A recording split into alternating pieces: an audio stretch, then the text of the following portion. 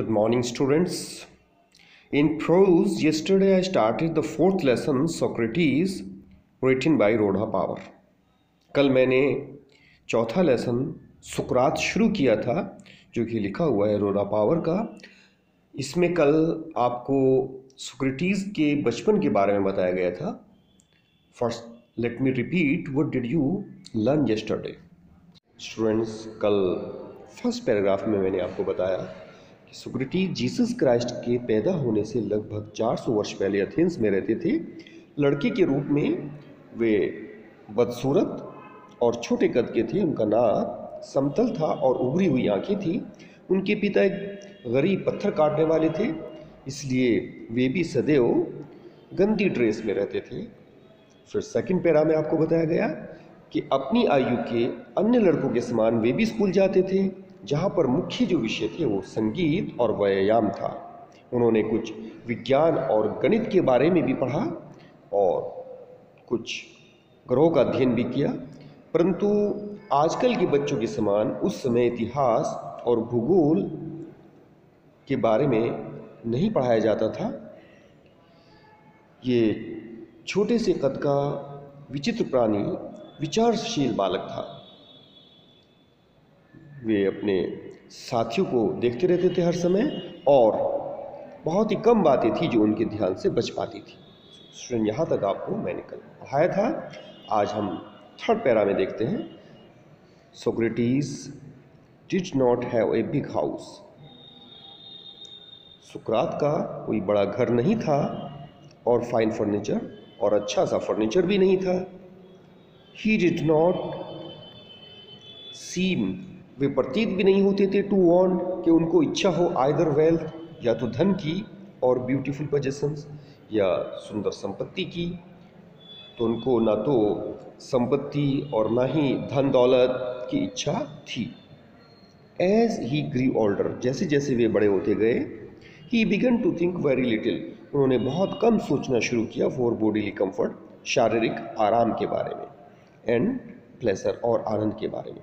तो शारीरिक आनंद और आराम के विषय में उन्होंने बहुत ही कम सोचना शुरू किया, अर्थात वे बहुत कम सोचने लगे। He gave his mind to all, उन्होंने अपना मस्तिष्क या अपना ध्यान उस चीज़ को लगा दिया दैट वाज नोबल, जो श्रेष्ठ था, ऑनरेबल, सम्मानित था, एंड जस्ट, और न्यायसंगत था। तो वे सदैव सोचते रहते थे, विचार करते रहते थे। उनको शारीरिक आराम या शारीरिक आनंद नहीं चाहिए था, वे सिर्फ विचार करते रहते थे हर उस चीज़ के बारे में जो श्रेष्ठ है, सम्मानजनक है और न्यायसंगत है। Socrates went around the town on foot, सुकरात शहर में पैदल ही जाने लगे, एंड टॉक टू पीपल, और लोगों से बातें करने लगे। द अथेनियंस, अर्थात अथेंस के रहने वाले व्यक्ति, बिगन टू लुक, देखने लगे फॉर हिज फेमिलियर फिगर, अपने परिचित चेहरे को इन द स्ट्रीट्स, गलियों में, एंड टू से, और कहने लगे टू दियर फ्रेंड्स, अपने मित्रों से, यस दैट इज सोक्रेटिस, हाँ वही सुकरात हैं, come along and talk to him, आओ उनके पास चलें और उनसे बातें करें।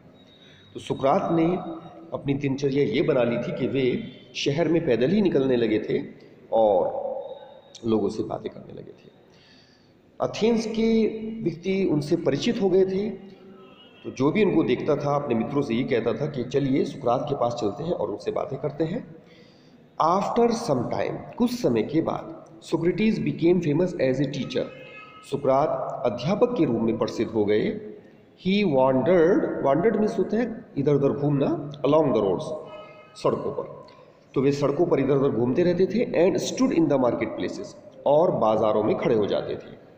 टॉकिंग टू एनीवन, वो किसी से भी बात करना शुरू कर देते थे। Who care to greet him, जो भी उनका स्वागत के लिए चिंता करता था या उनका स्वागत करता था। तो जो भी व्यक्ति उनका स्वागत करता था वो उसी से बात करना शुरू कर देते थे। His listeners were often confused, student ये वर्ड ऑफन है जिसमें टी साइलेंट है, जिसका मतलब होता है प्राय। तो उनके सुनने वाले प्राय कंफ्यूज हो जाते थे, अर्थात उलझन में पड़ जाते थे। After they had argued with him, जब वे उनसे तर्क वितर्क कर चुके होते थे और आंसर्ड हिज क्वेश्चंस, या उनके प्रश्नों का उत्तर दे चुके होते थे। तो जो भी सुकरात को सुनता था, उनसे उनके प्रश्नों का उत्तर देता था या उनके साथ तर्क वितर्क करता था, तो ये उनके प्रश्नों का उत्तर देने के बाद, उनसे तर्क वितर्क करने के बाद अक्सर वे कंफ्यूज हो जाया करते थे।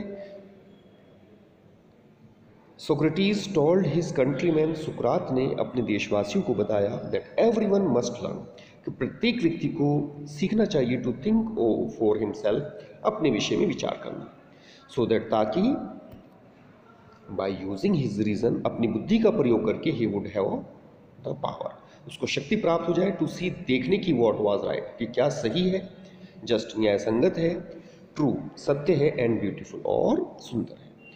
सुकरात ने अपने देशवासी को यही सिखाया कि वे अपने विषय में पहले विचार करना सीखें और अपनी बुद्धि का प्रयोग ये सर्च करने के लिए करें कि क्या सही है, न्याय संगत है, सत्य और सुंदर है, and so shape his own conduct, और इस प्रकार अपने आचरण को आकार प्रदान करें।